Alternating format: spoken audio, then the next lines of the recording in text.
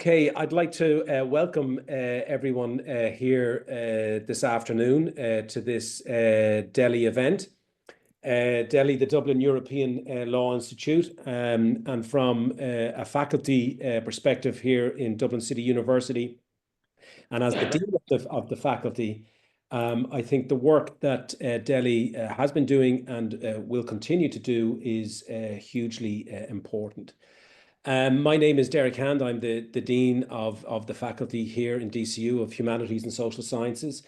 And I want to thank Federico and his colleagues, and Charlie and Christy I can see here as well, and others, for inviting me to say welcome to you all and to chair and moderate this particular session. I mean, obviously, this is a really relevant topic. The European defence integration issue after the US election, which I think changes the context in which we could have discussions, and also makes it, as I say, very relevant and something that I think we need to discuss and talk about, and indeed, I suppose, get active around in terms of how we respond to that shifting and changing international scene.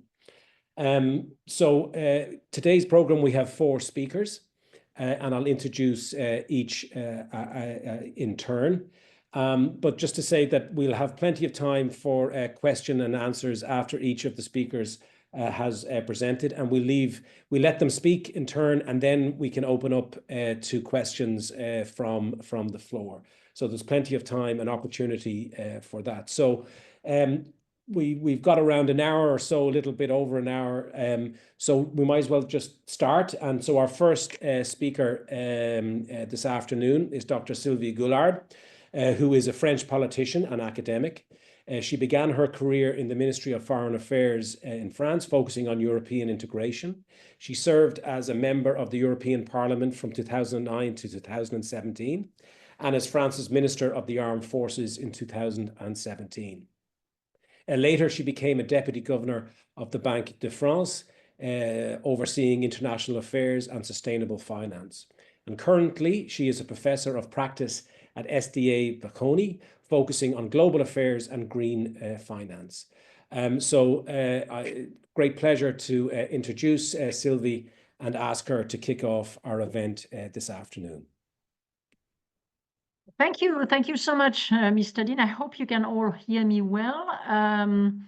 Thank you, and thank you, Federico, for organizing this and motivating us all. I would like to make 5 points, and if I may invite you all to think out of the box, because actually we have been discussing defense for decades in Europe. But sometimes I don't know if we were very serious, if we were really trying to build bridges between the different positions, or if we were just posturing. So my 5 points are the following ones. The first one is that clearly the world has become more dangerous than it was. I don't know if it's necessary to recall that the war began in Ukraine in 2014 with the invasion of part of the territory of Ukraine. Against all rules, UN, OSCE, and Council of Europe. New powers are emerging, and we see now that it can be very concrete because Russia is helped by North Korea, for example, or is using materials coming from Iran, etc.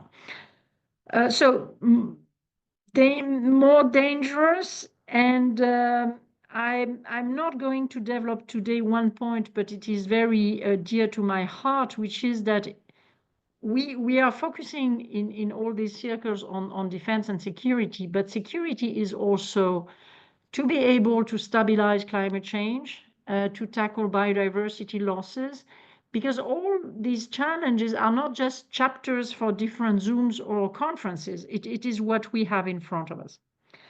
So something worrying that should convince us to act. Second point, and this is an important one. I'm French, a country that is always considered as being anti-NATO. Sometimes it's exaggerated because we were very strong pillars of the Atlantic Alliance with for providing forces. And I remember when I was a minister, I was not saying this. It was Jim Mattis himself who said this. But now we are in a situation which is a new one, new and not so new. I remember Obama 2016 stressing the need to share the costs of defense of Europe, but also Donald Trump. I remember him very precisely at the NATO summit in June 2017, where he was very blunt, quite aggressive against us. And in my opinion, Trump too, I'm not a specialist of the United States, but seems to go into a direction which could be even more worrying. So in any case, as we are talking about defense, we should not exclude the options we dislike. One of the options on the table is that the Americans should either reduce or withdraw part of their support. So this is not an hypothesis that is just a product of some French Gaullist view. It is one of the options on the table. I'm not saying it is going to happen, but we should not make as if it was not one of the options.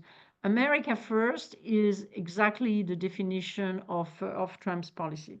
So Europeans should not depend on anyone to defend themselves. Even if alliances remain, of course, indispensable, valuable, and are really concerned that we share also some common values with at least the tradition of the United States and their strong institutions and rule of law.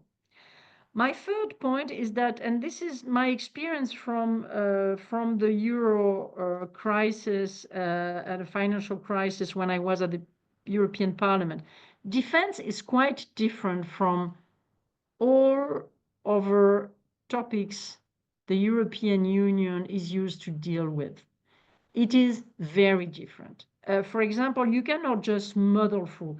The cost of muddling through during the euro crisis was already very high in terms of jobs, for example, or social welfare. But here it is about life and death. And when you act in defense fields, and this is something our public opinions, in my opinion, don't have in mind, efficiency means that you kill or you are killed, and legitimacy is also very important. And we see it, what is happening now in Ukraine since the 2022 aggression is that many young people in Ukraine are sacrificed for their countries. So delays, hesitations, lack of clear governance can be very costly on defense. Of course, maybe what I say is absolutely obvious and trivial, but I'm not quite sure that a rule-based order like the European Union, and I'm the first one to defend the rule-based order. I'm not criticizing the European norms or the rules. We need them. But one thing is to adopt rules. Another thing is to act in a crisis situation. You know that if the Russians send missiles to us, it's a matter of minutes. It's not a matter of days or weeks until you manage to have the European Council a meeting in Brussels. Fourth point, war today is multifaceted.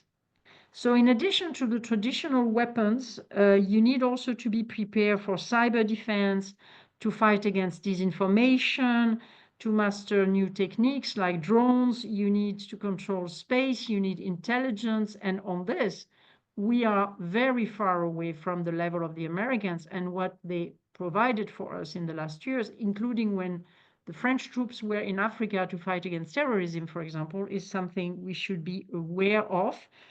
War is multifaceted, and we don't have all the means, or we did not make all the investments to have the full range of instruments we could need.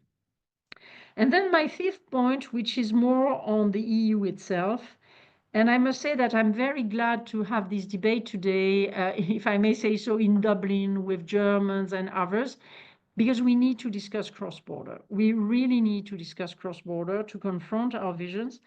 There are some provisions in the EU treaties we should not underestimate. For example, the mutual defense clause of Article 42.7 is a serious one, but there are also limits. The prohibition of the use of budget for defense, the fact that in all these fields unanimity is required, which makes us maybe not able to decide quickly enough, the absence of joint resources, the neutrality of some states, even if the decisions taken by Sweden and Finland recently are showing that things can evolve. So in a nutshell, the EU is not really equipped. The EU is not really equipped.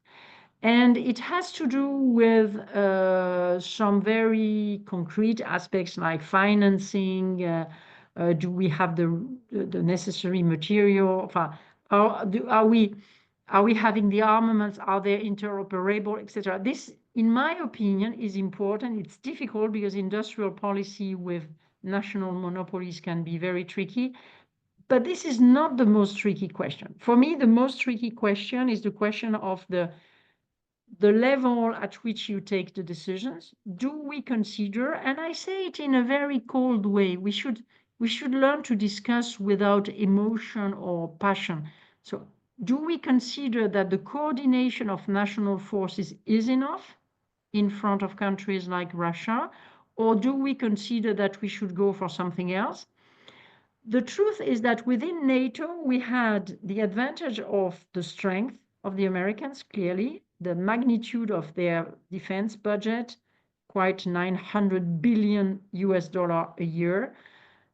And at the same time, we had them as the, how can I say, you know, the oldest brother, the one putting everybody under the same, the old rivalry between France and Germany, between the Netherlands and Germany, between Italy and whatever, they were put a little bit down by the fact that there was someone above. And I'm not pessimistic. I'm chairing an institute in Germany. I'm quite sure that the population in Europe cannot imagine war against each other. I'm quite sure that we have reached a fantastic point, by the way, and we can be grateful that war among ourselves seems to be something very strange. But it does not mean that we are ready to die for each other, to wear maybe not the same uniform, but uniforms used in the same army. So I stop here because I don't want to be too long.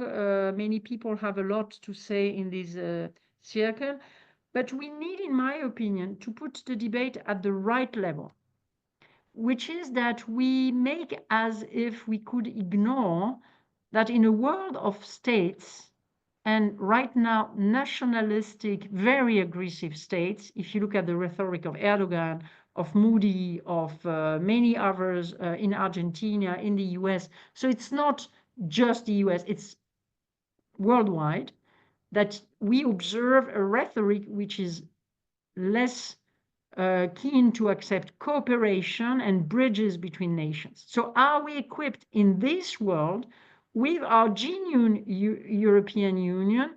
And I don't want to criticize the European Union. We are very happy that our grandfathers created it. But now it is time for our generation to look at the reality, not to tell stories on what we are. We are not equipped. Thank you. Thank you very much, Sylvie, for beginning this conversation.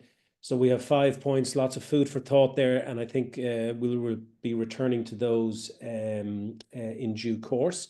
So thank you for that. Our next speaker is Professor Franz Mayer, a Professor of Law at the University of Bielefeld, Germany, holding the chair of Public Law, European Law, Public International Law, and Comparative Law. He is a visiting professor at Columbia Law School, as well as formerly Harvard and the Sorbonne. His research focuses on EU law, globalization's impact on constitutionalism, and law politics intersections. So thank you, Franz. Well, thanks a lot for the kind introduction, and let me also thank Federico for his invitation and setting up this event here. I'm going to structure my remarks here around 3 points. First of all, a brief word on the impact of the US elections. My second point will be on the perspectives that you may have on reflecting what the EU level could look like. And the third point will be about the peculiar case of Germany. Now, the impact of the US elections, it's stating the obvious as of January 20th, 2025, with Trump taking office, we will be in a completely different world. It will start with Ukraine. It's been said by the candidate during the electoral campaign that he has a totally different approach when it comes to Ukraine. It might even result in the US pulling out. It might just be changes in terms of what they will give the Ukraine as military intelligence, but it's pretty likely that there will be a significant difference in support. In the worst case, this might result in the Ukraine losing the war of defense that they are leading, which will obviously heighten the threat, the immediate threat that comes with the Putin regime for all of us here in Europe. In addition, it will also probably result in another refugee crisis with lots of people fleeing Ukraine. As far as NATO is concerned, even in his first term, Trump was not really, very reliable when it came to the Article 5 obligation. Was not sure whether Trump would respect the engagement under Article 5 of the NATO treaty, which made the Baltic states quite nervous. This will still be an issue. It will be a lot about money. His point is that there should be no free riders, the US paying and the Europeans just benefiting from US protection. I feel that the overall underlying issue will be probably the label of lawlessness. Rules and engagements will not matter anymore, and that is a threat to the concept of the international order that we in Europe preferred and that seemed to work more or less well over the last years. The result is that the Europeans will need to take care of the security themselves more than before, which arguably is not that bad. The problem obviously is that it's hard to imagine how to compensate the US military power. Now, when it comes to the European aspect of this question in defense after the US elections, war and peace are arguably exactly what European integration was all about from the beginning, right? The difference is that at the beginning it was more inward looking. It was about how to organize Europe in order to make sure that the Germans wouldn't invade their neighbors again. This is something which is not quite likely, and the threat comes from a totally different direction nowadays. And so organizing Europe in matters of defense is about, bringing Europe together in order to be effective. Now, as a lawyer, as an EU law specialist, there's one thing that I know that I'd like to draw your attention to. The type of EU law that we arguably talk about here is totally different from the EU law that has been so successful over the last years. Why has EU law and European integration arguably been so successful? Because there was this very intelligent mechanism to activate citizens to make EU law, meaning EU treaty obligations, effective. In the internal market, let's take the free movement of workers, for example, it's effective because of direct effect and primacy of EU law. Citizens can invoke EU law in front of their administrations and their domestic courts, and they are kind of, siding with the treaty in order to make the treaty effective. They are associates in the fight to implement EU law against their unwilling states. And that will simply not work in matters of foreign and security affairs because direct effect is just not relevant. Thus, we are in a very traditional world of treaty obligations that are respected or not. So that seems to point that decision-making will basically be unanimity. Of course, you can fantasize about majority voting decisions, but with this particular structure underneath, I'm pretty sure that this will not really be effective. So the question is not only on how to bring states on board, but the question will also be on how to make sure that commitments at the EU level are honored. This seems to point to a strategy where a smaller group goes ahead, because if they go ahead, then there is the commitment. And that's actually exactly the approach that we took with the euro, right? With the monetary union. And there we had an additional element in order to make the thing effective. And that was that we had and still have a counter-majoritarian independent body, the European Central Bank, that is driving the thing. So what could be a similar approach in security and military matters? Open to debate. I mean, could it be the Commission? I'm just not sure. So again, what are the options? Either we take the existing CFSPs, there's a lot of this stuff in the treaty already, and try to develop it further with more or less 27 member states. Of course, there are a couple of the neutral states that have special conditions, but it's more or less kind of, you know, the integral approach. Or we start something new, always with NATO somehow being in the picture. An interesting path of reflection that brings together existing and new could be to, and I'm sure Federico will talk about that, could be to reanimate the EDC, the European Defense Community, something which was already there in the 50s, which went pretty far, and which is still there. It just needs 2 more ratifications. Now, finally, just briefly on the peculiar case of Germany, as that happens to be the country that I know best.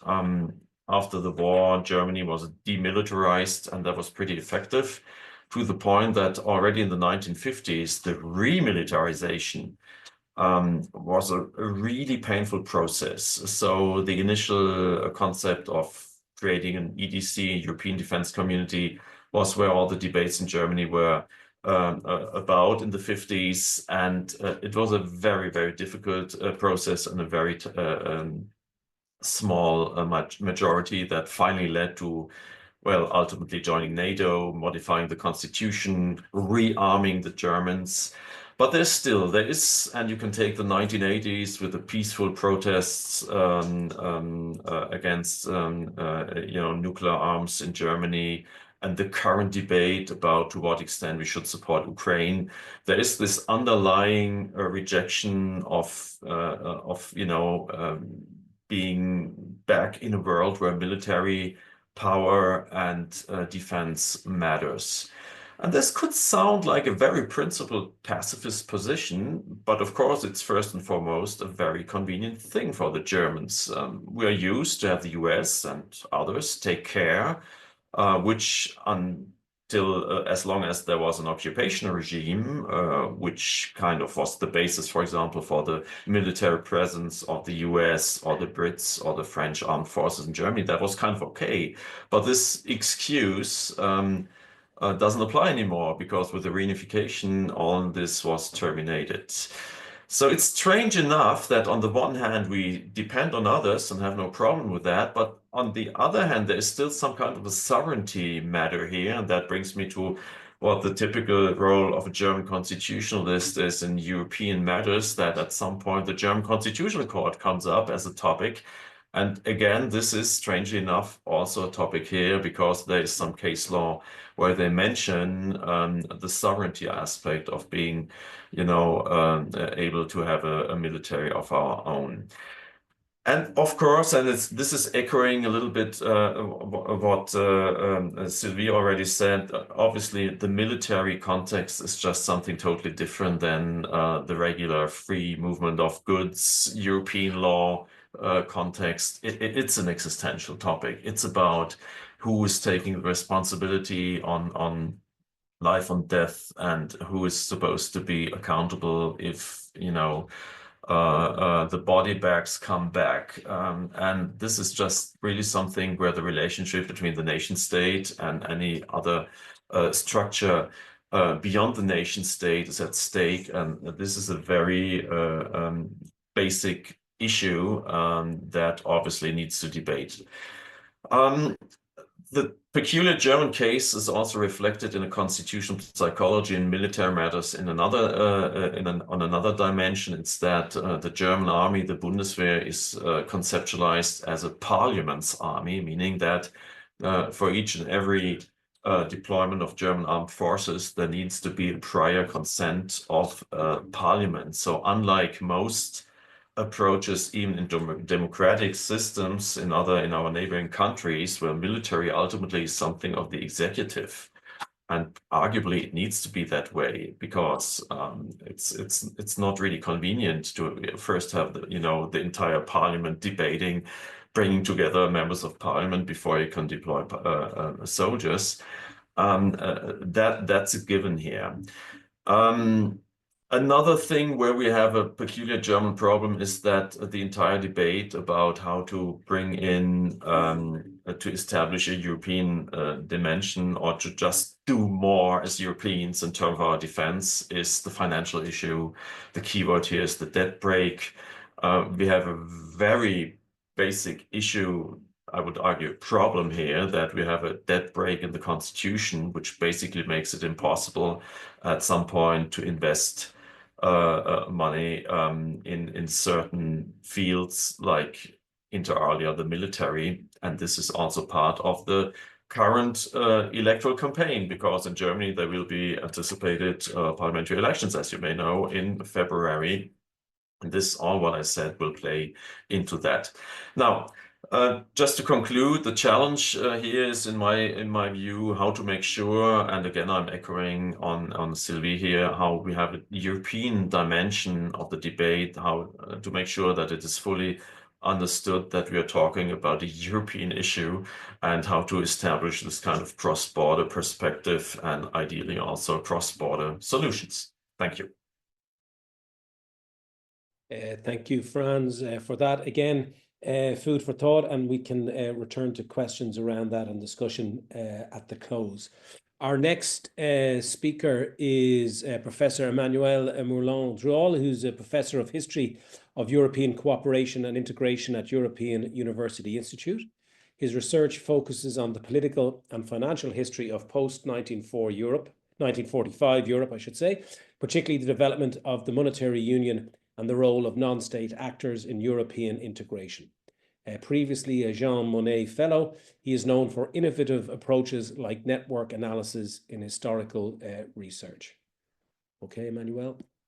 Thank you very much, Derek, for your kind introduction, and thank you, Federico, for your invitation. Good afternoon. My points will echo largely the great presentations by both Sylvie and Franz. On the face of it, the election of Donald Trump gives the impression that it could be a trigger for European defense integration. That's why actually we gathered here to discuss this. The international context is so propitious in a way for European initiative. The message I'd like to convey, however, is that somehow we've been here before, and there are a few things to learn from this precedent.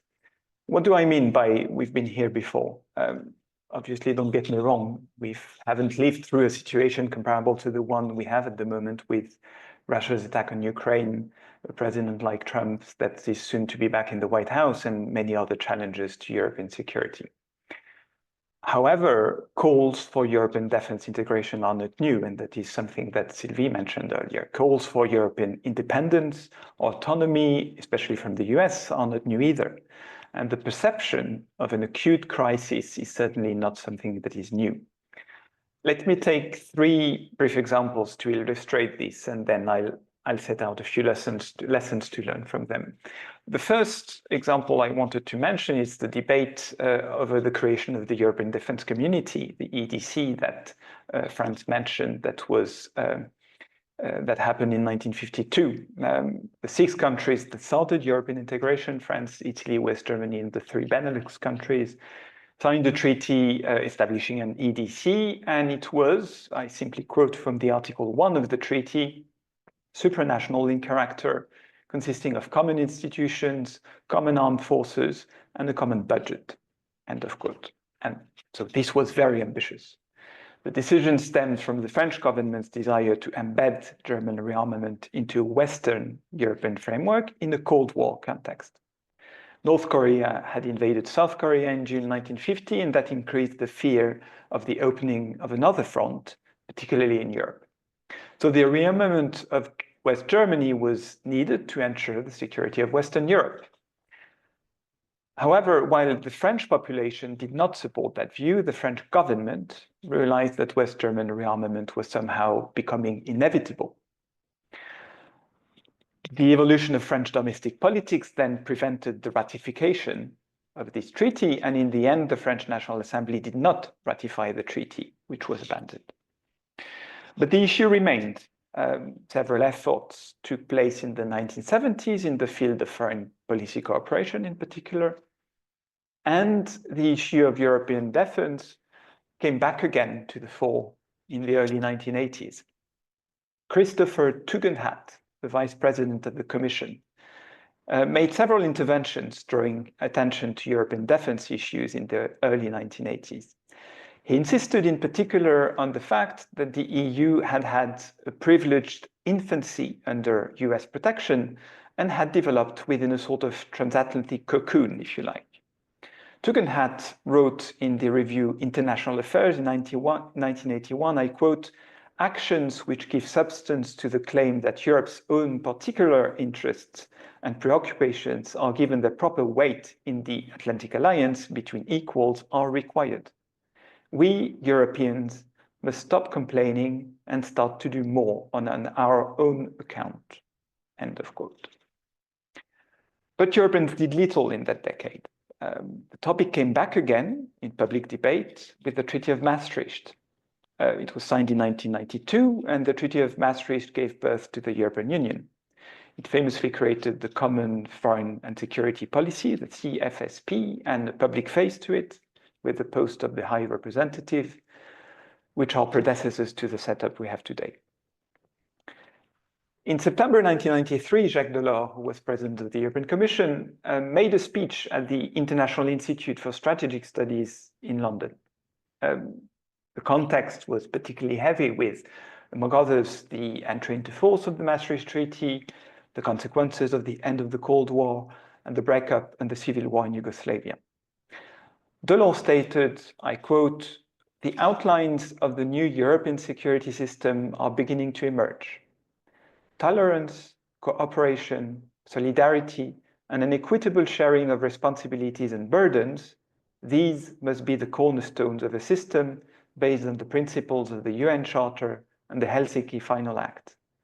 A European defense community is precisely that, a community whose aim is to defend itself, not to wage war." End of quote. So what is there to learn from these three very, very short episodes, the EDC in the 1950s and the calls for actions of Christopher Tugendhat and Jacques Delors? I think at least four elements. The first is that any further integration of defense at the European level must take place into a framework of democratic deliberation. Misunderstandings in the French public were central to the failure of the EDC in the 1950s. Delors repeatedly referred to public opinion in his speech. No real improvement of European defense can happen without this being democratic. The second element is that European defense integration involves transfers of sovereignty. It may happen to different extents in different and specific fields, but there will have to be some sort of greater responsibility transferred to the European level. And discussing this should not be taboo, which doesn't mean it is easy, obviously, but it shouldn't be taboo. A third point is that when talking about defense integration, the issue of market integration is central. Tugendhat, the commissioner I was mentioning earlier, in 1981 was highlighting just this. I quote him again, "We need to act on two fronts, the defense industrial and the political. On defense industrial matters, Europe needs an open public procurement market on the kind that exists in the United States, so that its industries can be organized on a more systematic and competitive basis than at present." End of quote. We're still there in 2024, with no joint procurement, meaning that Europe is an addition of small markets with low production numbers. And the last point on which I land is that security should not be defined in narrow terms. Security is not just a military affair. And I would like here to quote again the same speech that Delors gave in 1993. He said, "When Europeans come to identify their vital interests, they will be forced to recognize that economics and security are two sides of the same coin. End of quote. And I'll stop on that note, and thank you for your attention. Thank you very much, Emmanuel. Again, some very interesting ideas being presented.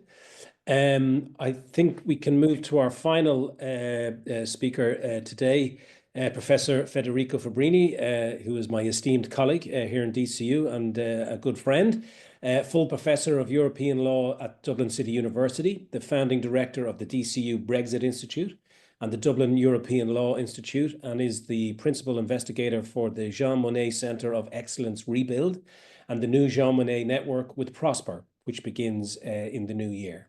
He is author of 5 monographs in English, editor or co-editor of a dozen books, and he has also authored several studies and reports for the European Parliament and the Department of Finance in Ireland. He regularly engages with EU institutions and national governments. So take it away there, Federico.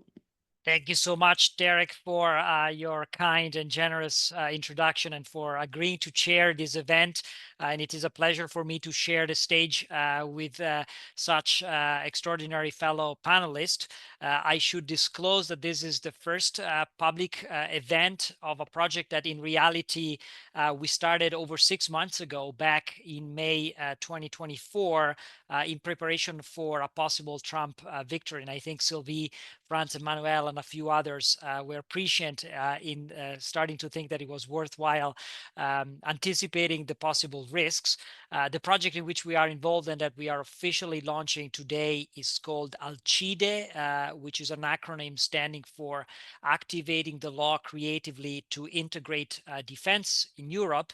But of course, for those of you who know a bit of European history, the name is also a nod to Alcide de Gasperi, who was the first prime minister of Italy after World War II and one of the founding fathers of European integration with other giants like Robert Schuman and Konrad Adenauer. We will formally launch publicly the website of Alcide later today at the end of this event. But let me, before that, let me just take the opportunity to give my contribution to the substantive conversation. And I basically want to make 3 points largely in line with my fellow panelists. So the first point is that, of course, Trump re-election poses an unprecedented challenge for European defense. The second point is that the European Union response to Russia's aggression against Ukraine highlights the limits of the current EU constitutional framework in the field of defense, as a result of which the EU is not ready to take care of its own security.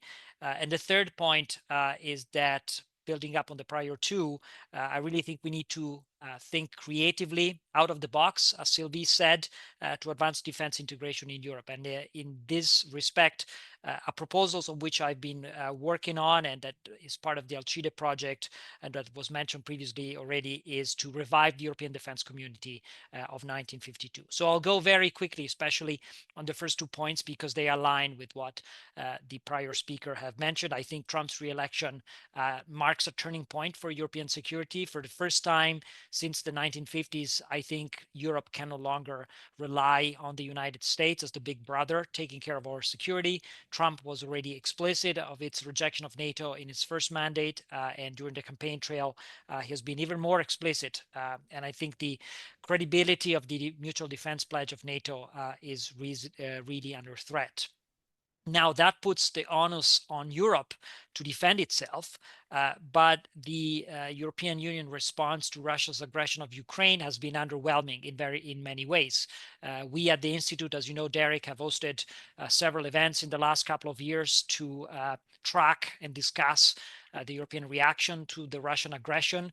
The European Union certainly rolled out several innovative measures, but the Union definitely punched below its weight, and it doesn't still have the fiscal capacity and military capabilities that are needed. So what can we do here? And in this respect, I think it is interesting, at least intellectually, but potentially also with policy implication, to actually bring back in the conversation an organization that was created over 70 years ago, but exactly for the same purposes of securing the European continent, defending it from a Russian threat that we face today. And that organization is the European Defense Community, which was created by a treaty concluded in 1952 by the 6 founding member states of the European integration project, so France, Germany, Italy, Belgium, the Netherlands, and Luxembourg. Now, for those of you who might not be familiar with this initiative, as Emmanuel previously mentioned,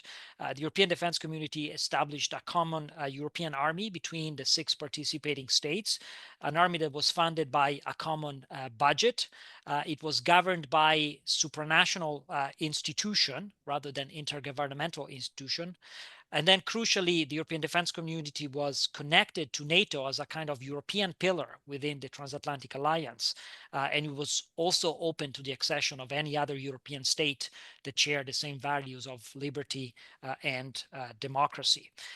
Now, the interesting legal point that has attracted my attention as I did research on this topic over the last few months is that, in fact, a treaty establishing the European community was not only signed by the 6 states I previously mentioned, but it was actually ratified by 4 of them between 1952 and 1954. So Germany, Belgium, the Netherlands, and Luxembourg all adopted, all went through the domestic constitutional procedures needed to have the treaty enter into force. And although it's true that neither France nor Italy voted the treaty back then, legally speaking, it would be possible for them to do so. And I've authored an article in the European Law Journal where I explain the legal feasibility of this project. Now, of course, to say that this is legally feasible doesn't mean this is politically feasible. And I think we need to be also realistic about all the challenges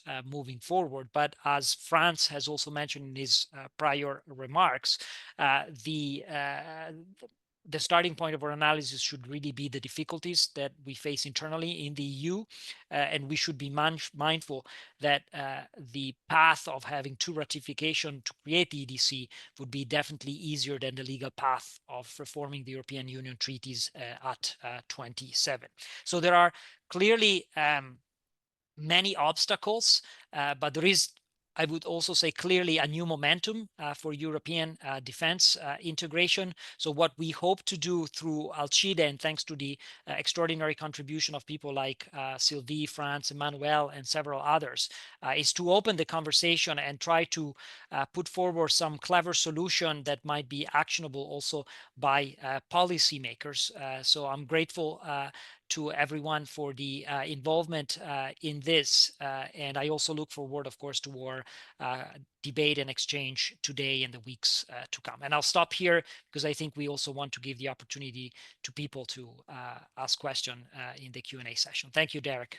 Okay, thank you, Federico, and thank all our speakers this afternoon. Again, what is clear to me is the immediacy of this issue and how the recent election in the States has presented us with this conundrum, as it were. Just one observation for me, I thought it was very interesting, or I think it's very interesting, that it's seen as a moment of change, but that it's not necessarily, you know, wholly disastrous or negative, that in many ways it gives us an opportunity in Europe to perhaps respond in positive ways. And I think that's kind of encouraging at a basic level. But do we have any questions or comments from the floor, as it were? So if people want to let themselves know, I think myself or Charlie can allow you to... Derek, very briefly, one point, and Emmanuel said that we should really take into account that defense cannot be isolated from other political instruments. So we are here to talk about defense, but it means that we should use all the other instruments we have, such as the trade policy, the economic instruments, and of course, we need a diplomacy. It was just as a footnote, because I don't want anyone listening, above all if there are students, to us we don't need to lose the idea that there is a continuum in the action of states usually. Okay, no, thank you for that, Sylvie. And that was quite clear too, that it's hard to sort of just talk around defence without talking about other aspects of the European Union. But as I said, if there are any questions or comments from the floor, I think if you can sort of put your hand up virtually, we can allow you to speak, or if there's people want to put questions in the chat. So here's a question from, let me see, where is it? I'm trying to see it here. From Sergio Tavares, a question primarily for Sylvie. How is the governance and decision-making of an EU defence pillar likely to evolve? I don't know if that's a quick answer. You need someone with a crystal ball. I'm not the right one.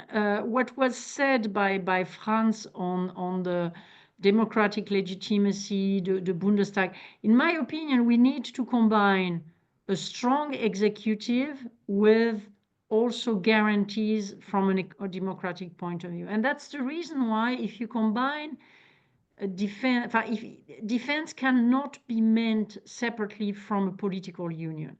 And Franz and Emmanuel, you insisted on institutions, be it the Court of Justice, be it the others. Institutions are indispensable. But of course, no one can predict how it could work. What we should be aware of is that you need a certain level of accountability to make things happen. Okay, very good. A second question from my colleague Walt Kilroy from DCU. I don't want to terrify people, he says, but do panelists have any comment on the apparent lowering of the threshold for use of nuclear weapons by Mr. Putin? Anybody want to comment on that? I think you've terrified everybody, Walt. Sylvie, do you want to answer that perhaps, or? No, because I don't know. I mean, if it is deterrence, nuclear weapons are meant not to be used. Okay, the rules of the games were that you don't use them. I don't know what could happen in the future. I just want to stop here. Okay. Anybody else? Federico, any comment?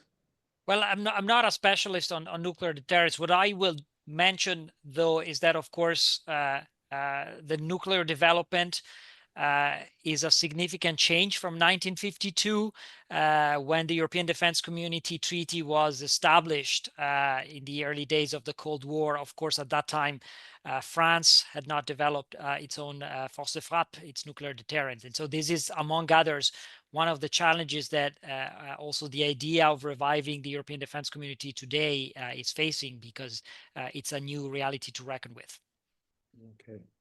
Okay, thank you for that, Federico. We have Roberto has raised his hand, Castaldi, so I'm going to see if I can unmute you, Roberto. Yes, do you have your question? Yeah, practically, what would be, in your view, the process by which a defense integration can start? Because you all mentioned that this is a long discussion, but already in 1999 at the Helsinki European Council, it was decided to have a 60,000 rapid reaction force, which was never implemented, mainly because of the lack of a center of command and control. And this still is the issue to some extent, because the Americans don't want application to NATO and so on and so forth. So when we discuss, we also need to have some proposal about how to go forward in this direction. In a book by Domenico Moro, there was a proposal to exploit the Eurocorps to this end, which could be Europeanized through the PESCO, the Permanent Structural Cooperation. Do you think that this could be a way, exploiting the existing treaty with PESCO, to try and start something in that direction? Do any of our speakers have any comments? Okay, I try not to lose too much time. Very briefly, and you supplement the others. The small steps, they are always useful. In the last years, you had the adoption of the so-called, how you say in English, la boussole stratégique. It's the strategic compass. Yeah, strategic compass. Thank you, Federico. So okay, we can make some small steps. The truth is that we may not have so much time. So this is the first point. How long can it take to rebuild something serious? And once again, I insist on serious, not make as if we were able to defend ourselves. Second point, do you know that in the treaty, the European Council could decide to accelerate on defense? It is in the treaty, and I'm myself very surprised that after the invasion of Ukraine, be it 2014 or even 2022, there was no initiative from the European Council, nothing. Because you know, the truth is that they say that the treaty says the common foreign and security policy that could one day become a defense policy, and did not take the initiative. And there was no Franco-German or whatsoever initiative. So to be honest, I don't know how, but I know that we need it. Anybody else like to, Franz? Yeah, all I can add is that all these exercises are useful to the extent, and you could also bring out the Franco-German Brigade, for example. They're useful to the extent that they foster a thinking of military in Europe is not necessarily associated to the respective nation states, right? Because this is basically, you know, in terms of a constitutional psychology thinking, one of the major obstacles, I believe.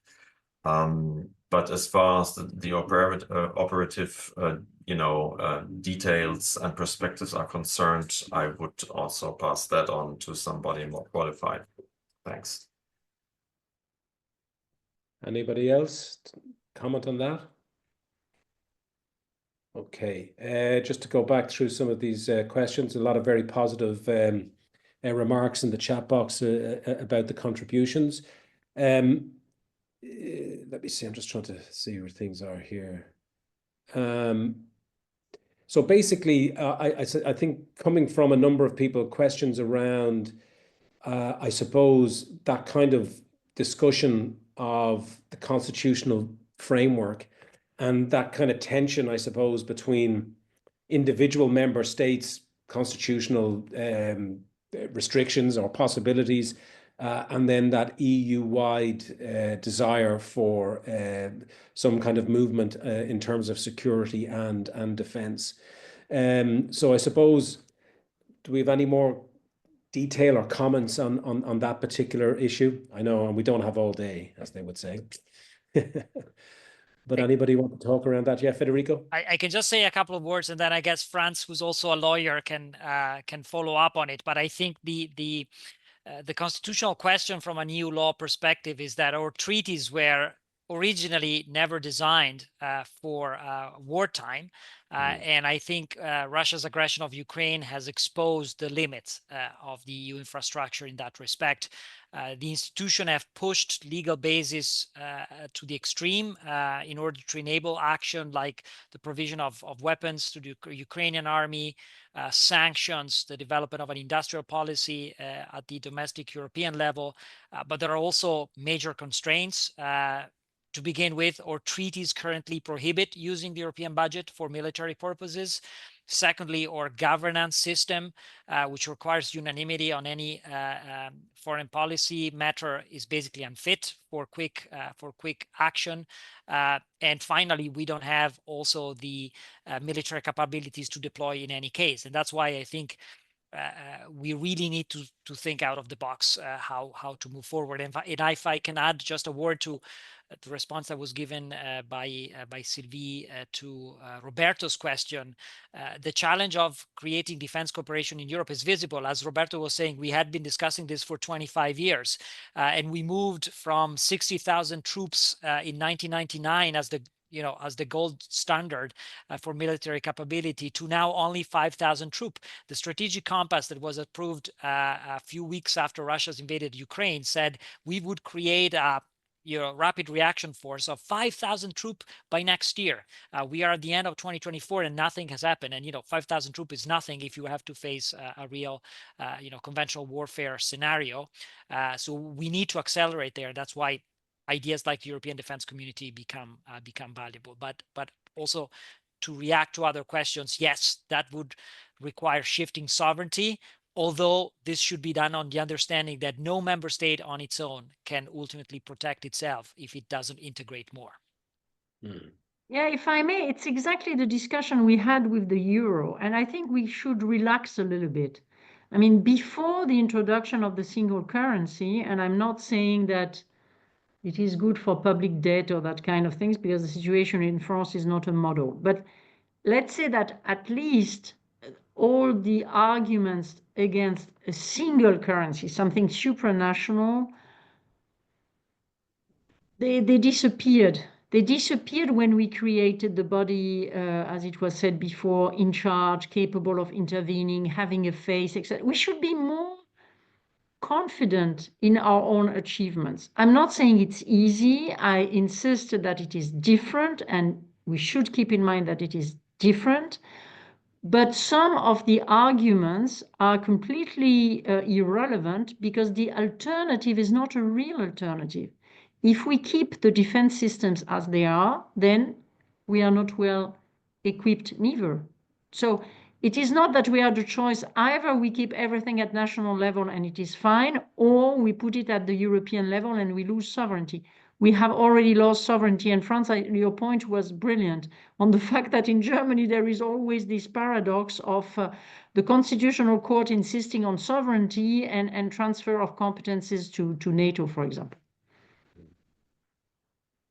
Okay, we have another question here or comment coming from, again, colleague from DCU, from Law and Government, Andrew Ford, who makes a very, and of course all politics is local, but makes a very good point that that tension between neutral countries, of which Ireland is one, and this, as we've all kind of acknowledged, the immediacy and currency of this particular problem. And as he points out, in the recent election here in Ireland, this was not an issue at all. I don't know if it was raised in any of the debates that political leaders had. But he makes a point that is this revival perhaps of the EDC something that should be principally led by France, Italy and Germany, as opposed to trying to involve other members of the EU? I guess I need to go for that as an Irish taxpayer, nonetheless. And I think, Andrew, you're raising a good point. I will respond to that in two ways. Number one is that we at the Institute have raised the discussion about Irish neutrality on a few occasions in a number of public events, also with members of the European Parliament and members of the DELI, the Irish Parliament.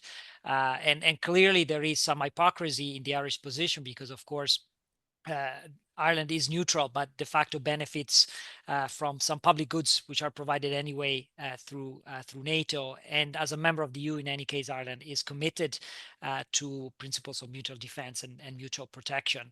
But I agree with what Derek said, that of course this is it's almost an elite discussion. It doesn't trickle down in the normal public debate, even in the election last Friday. Having said that, one of the advantages of the idea of the European defense community, which we are discussing through Alcide, is that it would kick off through a smaller group of member states, if you will, an avant-garde.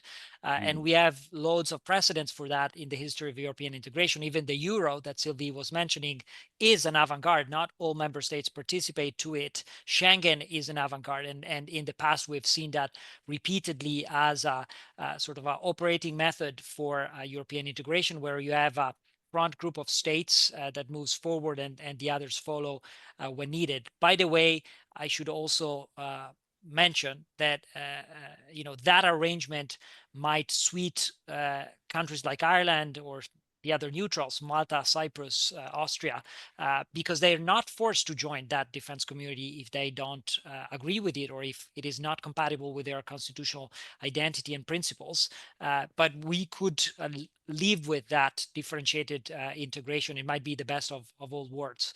So I think from an Irish perspective, this is something to look at, but nothing to fear of. If I may add on that, obviously it's also a matter of proximity to, Ukraine. In Berlin, you have just 70 or 80 kilometers to the Polish border.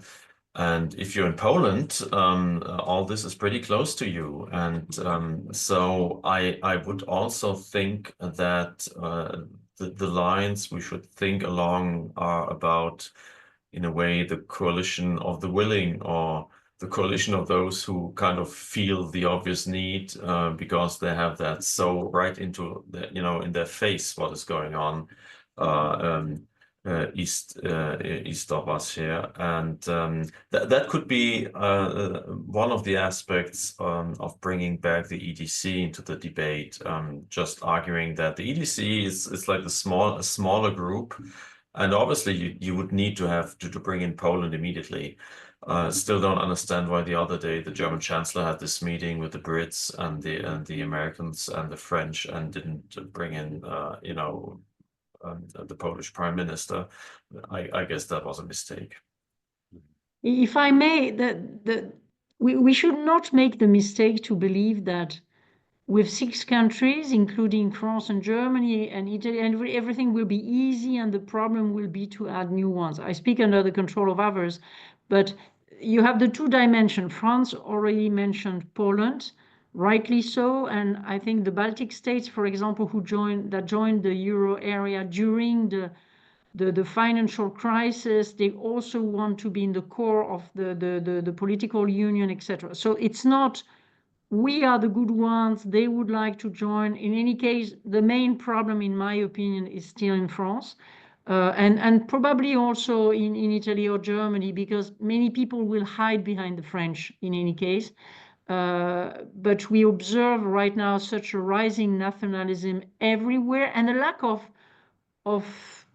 a blueprint, creative ideas or whatever.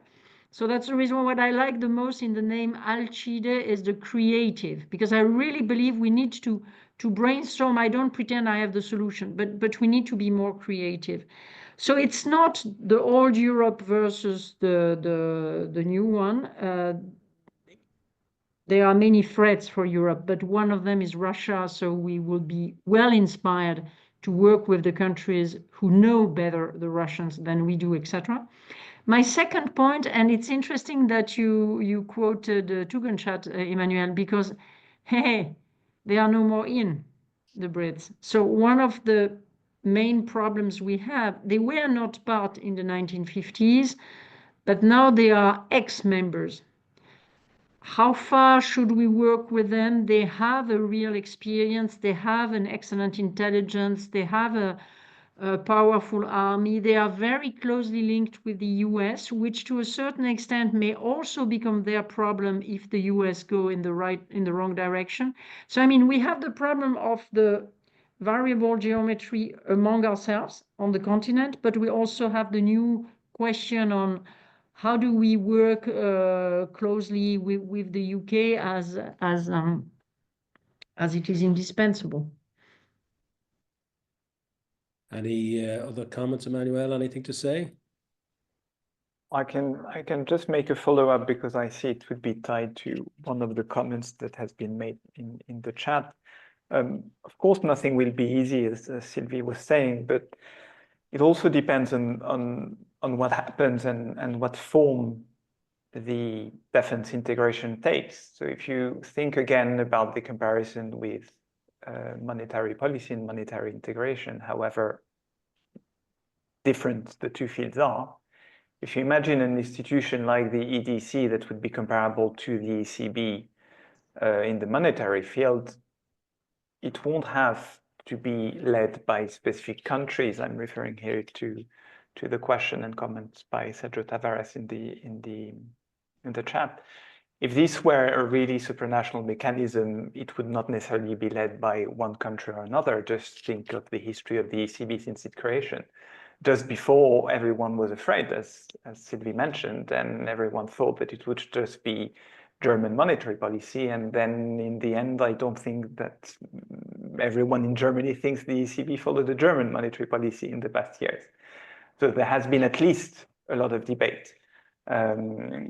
So it all depends. My point is not so much to discuss what would be the policy, what would be the leaders. It's rather to say that the legal framework that will be developed will tell how the conflicts between the different member states and different interests will materialize in the future. Okay. It seemed to me, and in terms of people touching upon some of the questions in the chat, in terms of who might lead or begin this conversation, and I think somebody in the chat talked about the fact that it really, you know, Italy or France or Germany, but in fact it is the Poland and the Nordic countries who are in that space, literally location-wise, where it's definitely more immediate than it might be for some of the others. One thing I'm struck by, and maybe again it's that idea of the creativity, but what was interesting to me was when Sylvie mentioned the idea like the euro itself.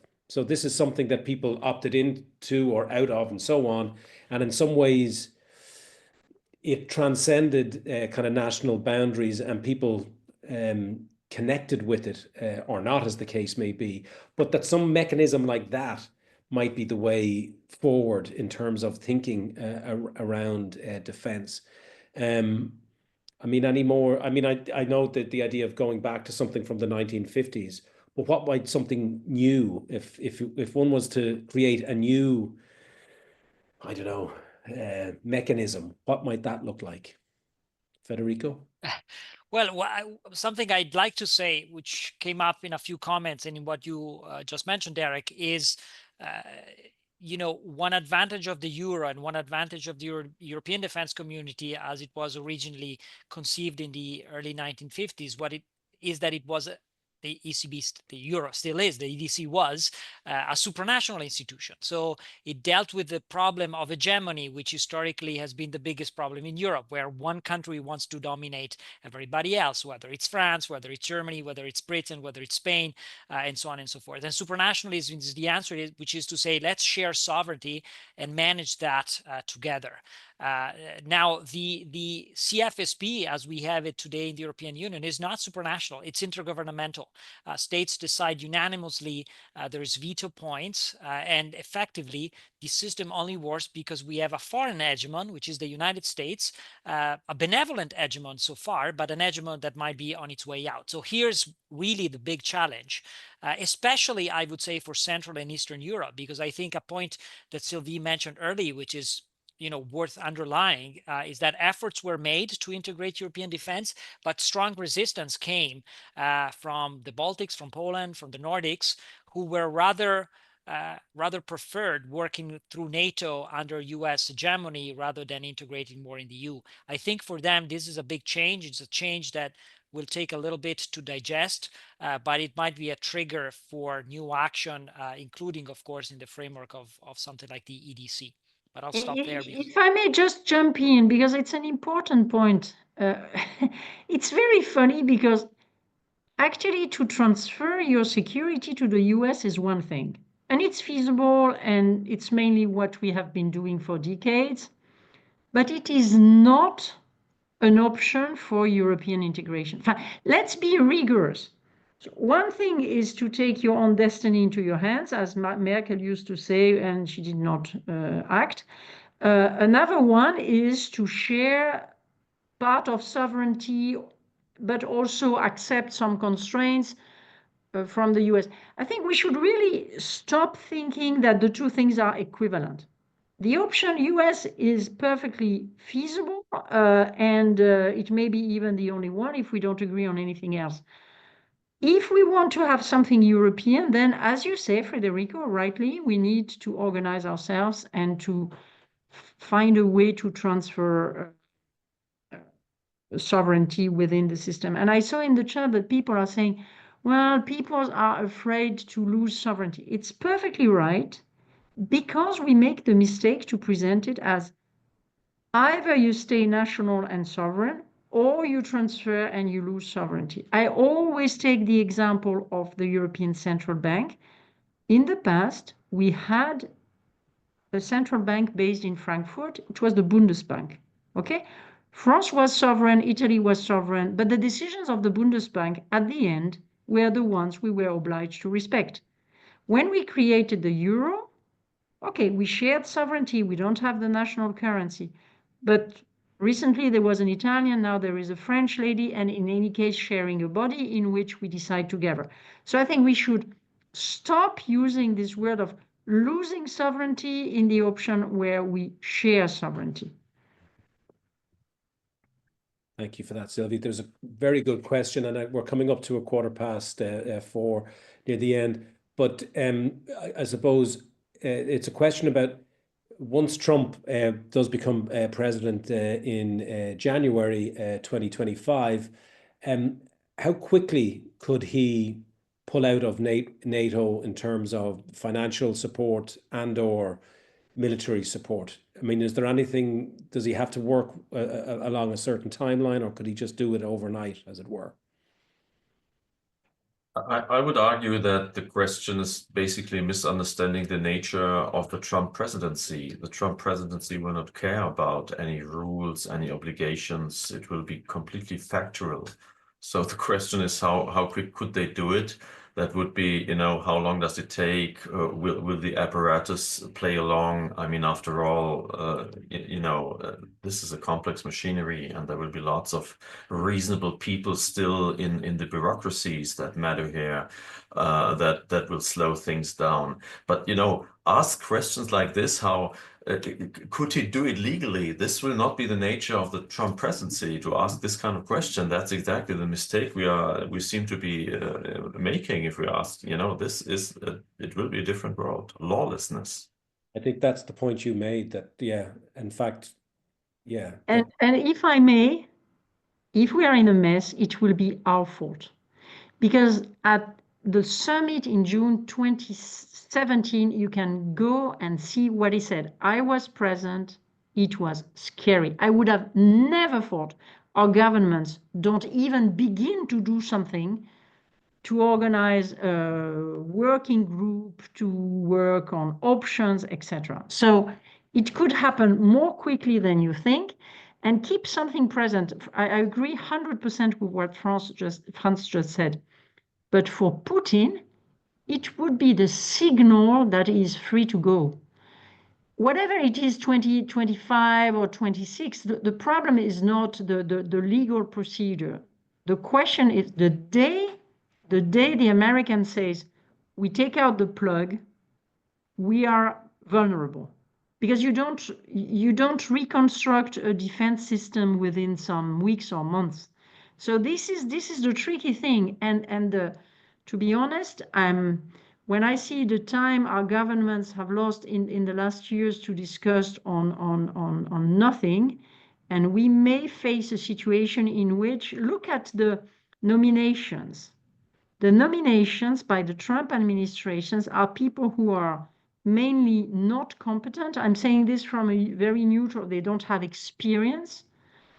Handling a budget of 900 billion US dollar is not something you do without any experience. I would not be capable by myself. I've never done something like this. It's absolutely huge. Second, there are doubts on the people who could be in charge of intelligence, which would reduce, not for legal reasons, not for budgetary reasons, but if you don't trust the people in charge in the US, and if they don't trust us and consider ourselves allies, then of course the problem is of another magnitude. Okay, thank you, Sylvie. And I think we can bring our discussion to a close. I want to thank Sylvie, Franz, Emmanuel, and Federico for a truly interesting discussion around the issue of defence, and I suppose how either in a lawless way or in some other way that it will suddenly become a very real issue, I think, in a month or so's time. I would have to say, as a kind of European, I do appreciate our conversation, the fact that we can discuss, and the fact that we have that ability to think around issues. And as I said, for me today, that idea that there are mechanisms, there are things that we've tried before, and we just need to be creative in the ways that we might confront the ever sort of developing problems of our shared world. But look, so to thank our four speakers for that, I want to pass over to Charlie Halford, my colleague in the Brexit Institute, who will officially launch, or at least point us in the direction of the Al-Qaeda website. So thank you, Charlie. Thank you, Derek. Thank you, everyone. I'll just briefly show you the website, which we're just launching today. So the website will serve as the hub for Al-Qaeda's research. We want to specify that Al-Qaeda as a project is non-partisan. It's unaffiliated with any political grouping, and it's really open to anyone that's interested in the integration of European defence. And we already have some research done. Our brilliant team already have addressed some key questions relating to the integration of European defence. And it's not just for academics or policymakers, although we definitely want it to be for them. This is very digestible information for anyone that's interested. And we hope that you enjoy it and engage with it. And that's pretty much what we have so far. We'll continue to update it. Quite importantly, we have it in English, French, and Italian, which will be updated in the coming days. Obviously, to make sure it has very broad accessibility across the continent. And yeah, we hope you enjoy it and engage with it. Okay, thank you for that, Charlie. And if I may, Derek. Pardon? If I may, I would just like to say thank you to everyone for joining. It's great to get such a good attendance for an event like this. Thank you. Yes, that is true, Charlie, and it's great. It's one of the joys of technology that we can do an event such as this. So listen, to thank everybody, I just want to ask my colleague and friend Federico to say his final farewell for today and the event. Well, thank you, Derek. And I just wanted to thank you for agreeing to chair this, and thank my whole team at the Dublin European Law Institute, DELI, Charlie Halford, Davide Giannini, Federica Fazio, and several others who have contributed to creating the website and uploading and updating its content. I just shared the link for those of you who are interested in it. Finally, let me most of all thank Sylvie, Franz, Emmanuel, and the other colleagues from across Europe who have agreed to participate in this initiative and sort of kickstart this important conversation. There will be more to follow in the coming weeks and months, so please stay tuned with our work as we count on your support and further conversation. Thank you very much.